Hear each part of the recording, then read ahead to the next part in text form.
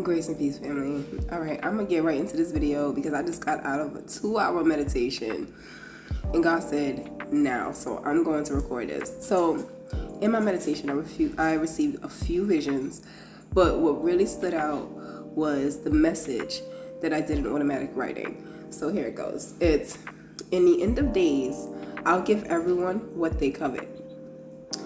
No one shall be without their heart's desire. But will the desire of your heart hold the same value? I encourage you to wage the cost of your soul over this world.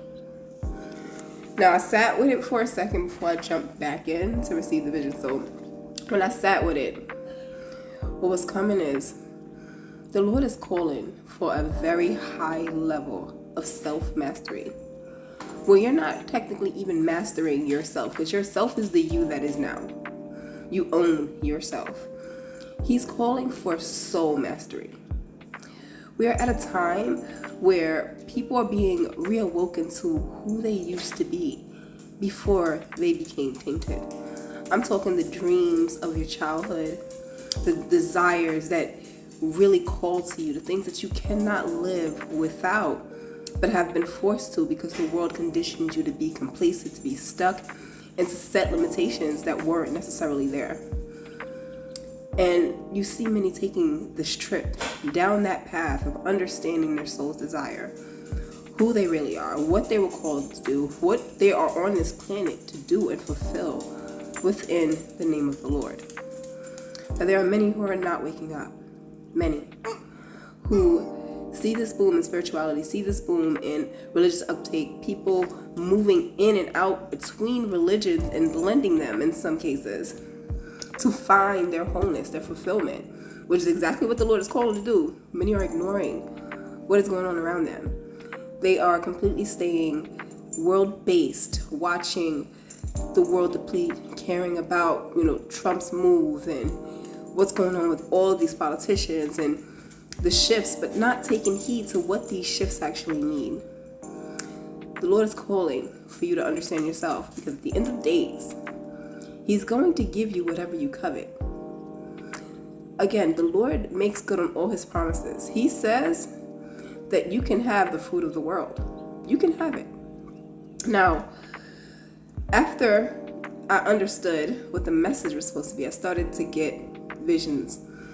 And the visions I got they weren't the best, but I see where the Lord's going. So the first one was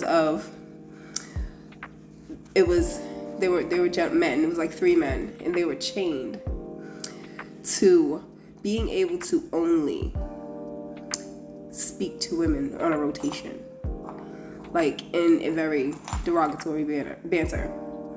Then I saw tongueless liars. But it was a whole bunch of them, like they were all grouped up. They could only socialize with each other. Then it was women running through bushes naked. And yeah, all this is what I got. And then I got a room full of thieves, and yet none of them had nothing. So I had to go into getting an understanding of this message. And what I was getting is, we need to be very careful of where our heart is taking us. Because if the Lord gives you the desires of your heart, what you cover right now, what you are really coveting, this is the thing that you want. In some cases, for some men, it is the women. They want the contact, they want to feel important, they want that. The chained men I seen were men who were chained to their shame. So all you can do is speak to women. There's nothing ever good is going to come of it, but you'll have that in rotation.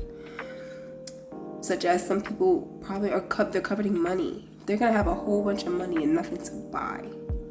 The people who want cars, they're gonna have every car they could ever possibly want, and all the other people who want cars will have the exact same cars. These things will hold no value. Even for the women, what I received was for women who are using their body to get money or to be able to supply for themselves. That will be your currency for the rest of your life. In order for you to eat, you're going to have to sell your body to buy it. to have housing, everything. This is why the Lord is calling for us to really search our souls and understand who you are. And if you dig really deep, you'll understand who you are in past lives.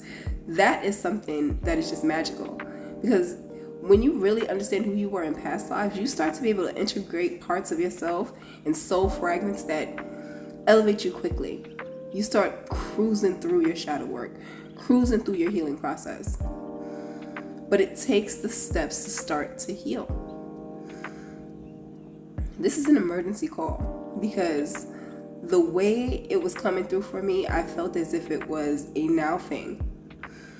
Many have been waking up for years and understanding who they are, stepping into their calling. Right now we have a mass spiritual awakening. There are so many who are ignoring it, thinking it to be a phase, thinking it to be something that they could just happen to later. We don't have a time frame when our King is coming back physically, but he is here as a Christ consciousness already.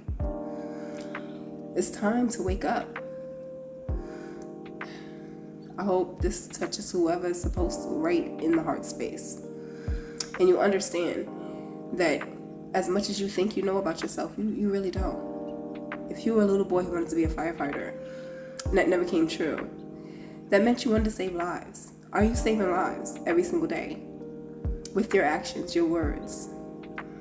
Are you giving back to the Lord what he's provided for you? All right, I'm going to leave this here. Love and light and peace.